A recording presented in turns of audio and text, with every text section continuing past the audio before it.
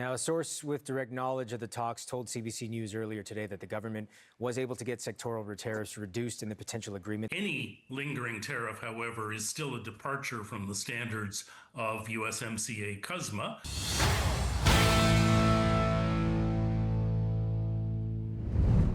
The Canada-US trade deal appears to be effectively done, but the two sides are giving Canadians very different pictures of what was agreed to.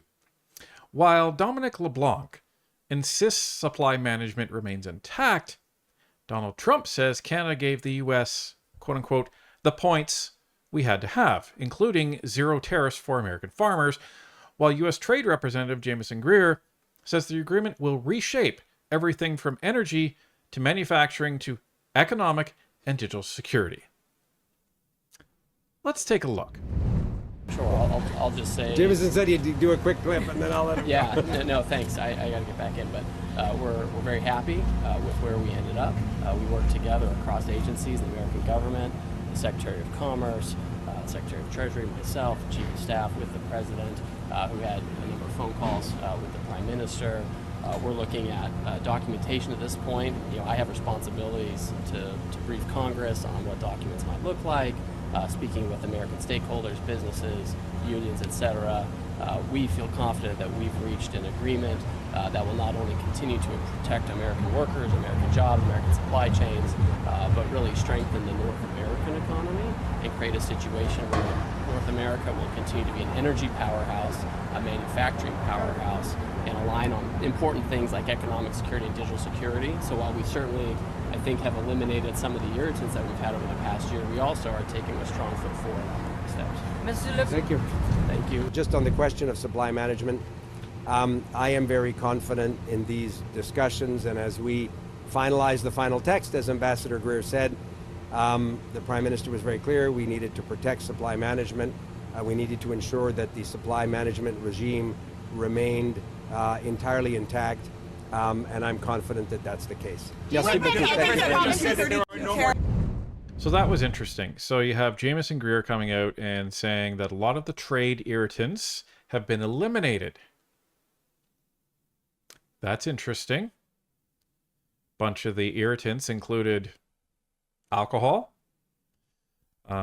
included the digital services tax, which is obviously not there, which included the CRTC raising the potential digital contribution. It's a tax, come on, from Netflix and those. So that was moved away. Dairy was a trade irritant that they brought up. So it's going to be interesting to see what the final deal looks like. We do have some hints from some of the reporting that's been out there, but let's flip over to what President Donald Trump had to say about this. Yeah, I will be. Mr. President, today is about American production. Can you give us any update on your negotiations with Canada for a trade deal? Yeah, we had a very good conversation with the Prime Minister last night, and we've come to a deal with Canada. As you know, the 50% tariffs across the board were going on against Canada today, and they called yesterday and they gave us the points that we had to have. Very fair deal for both. The tariffs will be non-existent for our farmers. Our farmers were paying tremendous tariffs into Canada, and those tariffs are going to be totally eviscerated, down to zero. Is the U.S. going to lower tariffs on Canadian autos or lumber? We're doing certain things. Got to give something, and we're doing certain things. They were paying a high number. We're reducing it a little bit. It's good for everybody. But our farmers are going to be thrilled. Our manufacturers are going to be thrilled. And basically, we have no tariffs going into Canada anymore. Canada was charging us tremendous tariffs. We no longer have any tariffs. And what I was able to do is we put, as you know, under the new tariff, I guess you'd call it the new tariff schedules that we came out with. They were going to get a 50% tariff on everything starting today. And we've held it back 3 days. It's all subject to finalization of documents. So subject to the finalization of documents, we have a deal with Canada, and I think it's a very good deal for both parties. It's great for our farmers. Our farmers will no longer be held up because they were being hurt very badly by Canada. Yeah. Okay, so what he's effectively talking about when he's saying their farmers were paying extremely high tariffs, that's if they went over a quota. That's supply management. And the US has the same thing coming into their country from many other countries. This isn't something new, right? A lot of countries have this in order to control how much foreign exports end up coming into their country, and so it doesn't overload their economy and stifle all of the local producers that they actually have. So that isn't new. It's interesting that he says that there are no tariffs anymore. We'll see. We'll see what actually comes out of this. So if you're wondering what is actually kind of out there, there's some reporting. We won't know anything until it's actually in a deal and published, but this is what we're getting right now. Now, a source with direct knowledge of the talks told CBC News earlier today that the government was able to get sectoral tariffs reduced in the potential agreement. There have been various reports throughout the day giving some numbers. We just got this into the CBC newsroom, which suggests that trade deal is expected to cut top-line U.S. tariff rates on Canadian steel and aluminum to 25%, but will also include some quota arrangements.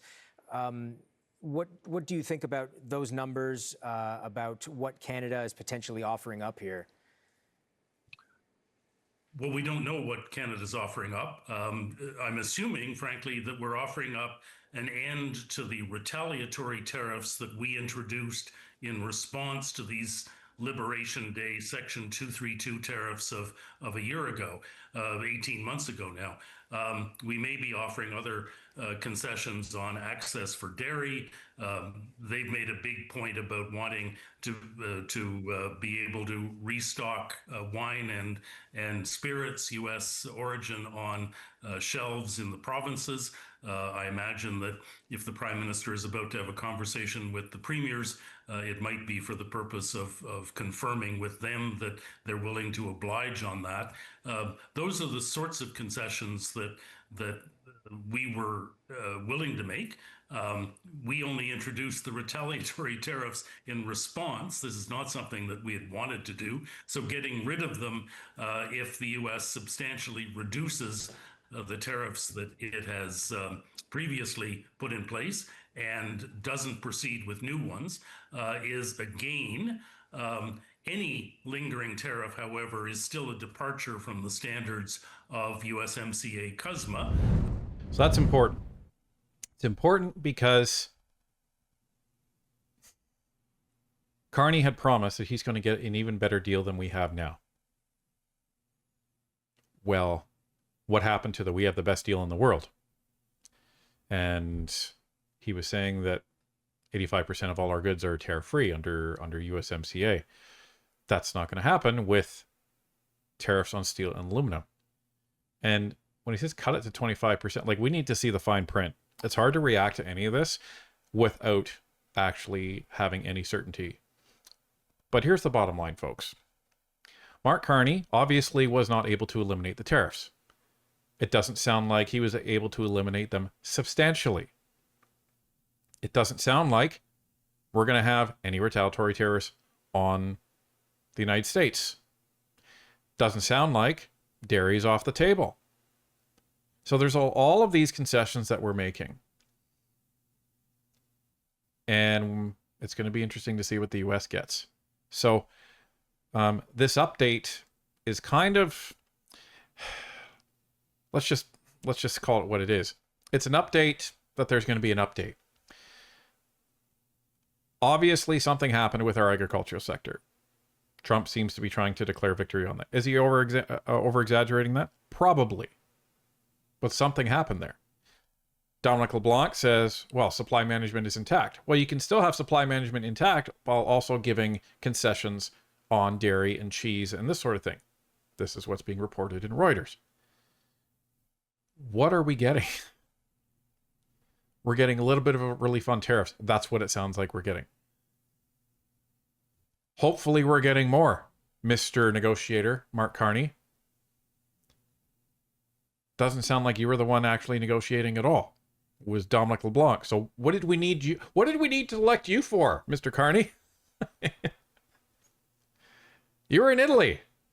Your team was the one actually down in Washington. Why did we need you? Did we need you to call up President Trump and convince him to take the deal? That's probably not going to be good for Canada.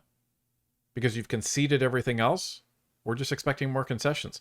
And here's the other thing, folks. What's going to happen to Mark Carney's base when they see that we've given more concessions, that we didn't stand up to Trump? Some of them will buy the fact that, oh, Mark Carney's a genius. He got a great deal. I think some of them are going to look at this and say, really? That's what you got? That's what I voted for? That doesn't sound great to me. But it's also going to be very interesting to see the political climate leading in to A, these by-elections, and B, the fall. Because I think one thing you can count on is the Conservatives are going to be scrutinizing every single bit of this deal, as will the Bloc, as will the NDP.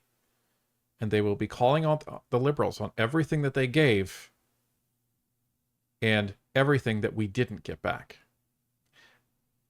Our industries are hurting, and they're hurting badly, to the tune that many Canadian companies have already made the decision to leave Canada.